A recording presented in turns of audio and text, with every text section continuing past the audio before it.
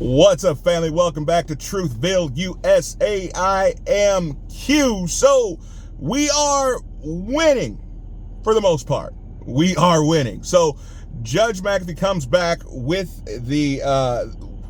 some of the things we've been waiting for. We wanted to know how he was going to go. So many of you guys felt like he was going to give us yet another loss because he was a supporter of the campaign for Fani Willis. Well, we still have a long way to go, but I wanted to go through what we have now. Now, he has blown this case up. I'm going to explain to you what it is. There's a whole lot of people giving different sides of the opinion. I'm just going to give you mine.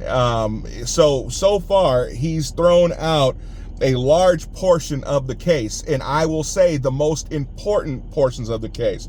So according to the ruling that came out this morning, he's throwing out count 2 that alleges that multiple defendants solicited elected members of the Georgia state to violate their oaths.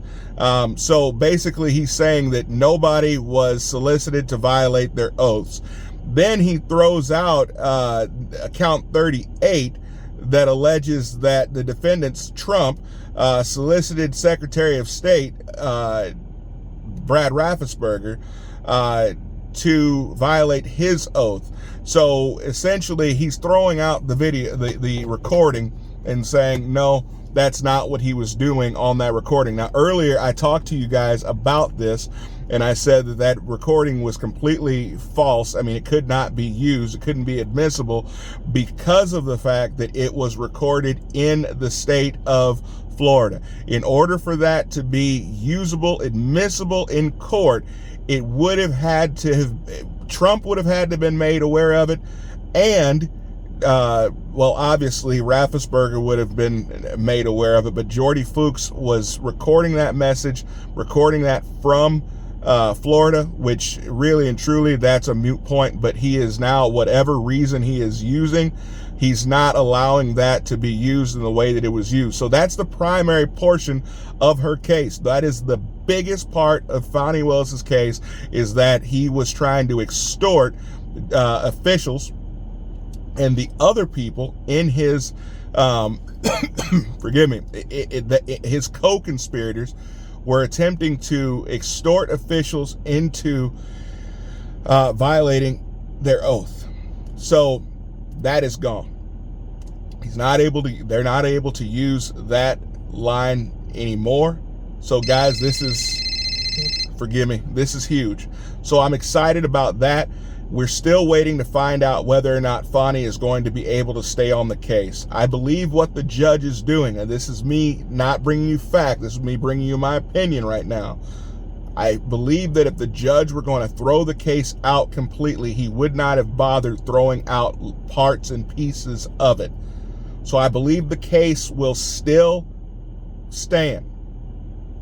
But I am convinced at this point that Fani Willis will not be the one trying this case. I believe that she will be thrown off the case, and I believe they will have to shop around and find someone else to take it. But I don't know that he had the guts to completely throw it out.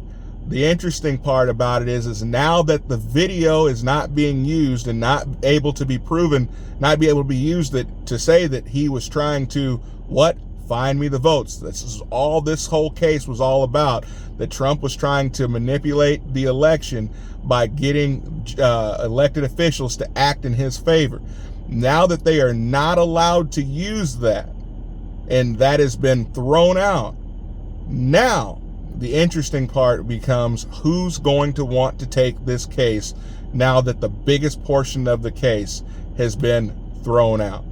So I don't know how you can call this RICO, racketeering, any of that, because he was not intimidating or not trying to get judges to violate their oath. It's gonna be really interesting. I'm gonna keep you guys up to date. We should be getting more information. I'll make sure I bring that to you as I get it. But guys, thank you so much for supporting this channel. Like, share, subscribe to this channel. You're not going to miss the rest that's going on today. I'll see you guys next time. Be blessed.